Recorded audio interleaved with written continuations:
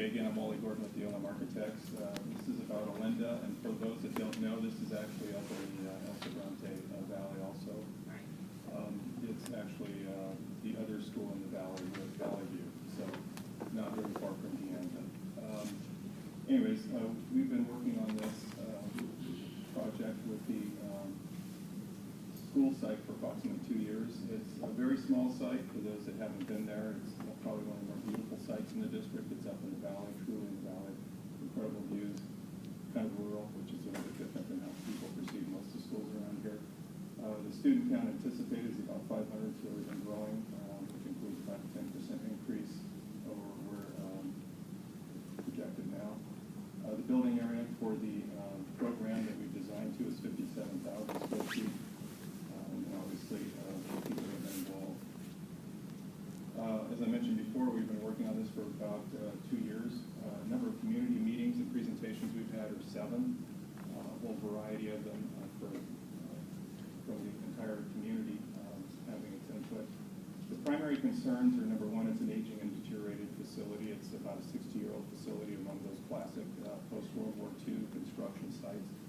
The post-World War II building in the valley. One of the other things, too, is it's not up to speed with ADA and other code issues, which haven't been necessarily addressed at this school. So there's some code issues that have to be addressed at the school regardless. Campus consists mostly of relocatables, just like Valley View. Actually, I think 11 of the 19 are relocatables right now. The existing classrooms do lack technology and other modern amenities. It simply hasn't been improved. There's undesirable, this is very classic of a lot of these school sites, undesirable traffic patterns kind of leading to some semi-dangerous pedestrian and vehicular interfaces.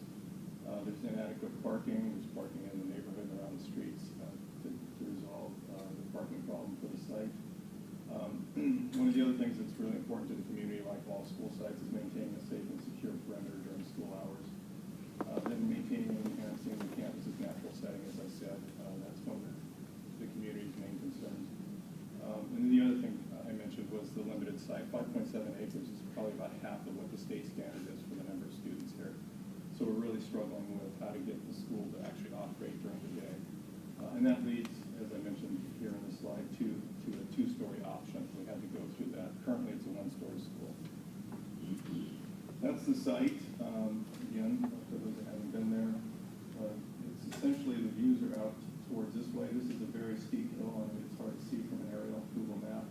But as you can see, and as I've said, these are actually all the relocatables. You can see this is the original campus, 1957. These are all the reloads, mostly that were put in 1960s.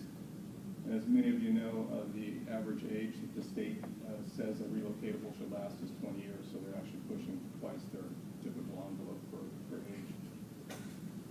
This is the site plan we came up with. I'm going to blow right through. We probably went through about 24 options with this community and the school site to basically get to this option.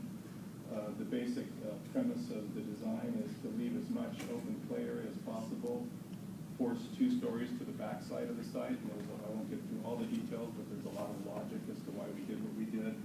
There's a natural opening onto the site. This is the low point, so we basically put what we call a magazine, a vehicular queue area. So as many of the cars as possible, when they're waiting and at the end of the day for pickup, can actually stage onto the site without necessarily blocking all the traffic in the neighborhood. And we increase the parking, as I said. And also zone the site so that the lower grades are in the proper area, the upper grades are in their area, as well as the multi-purpose and then basically being where they want to be central to that. Creating a front door to the campus and some other things that don't exist today. It's hard to find the front door if you don't know your way to the campus. This is a 3-dimensional rendition of that, again, 2 stories in the back. This is a very conceptual master plan. The master plan being we haven't quite fully designed it, but we know what we're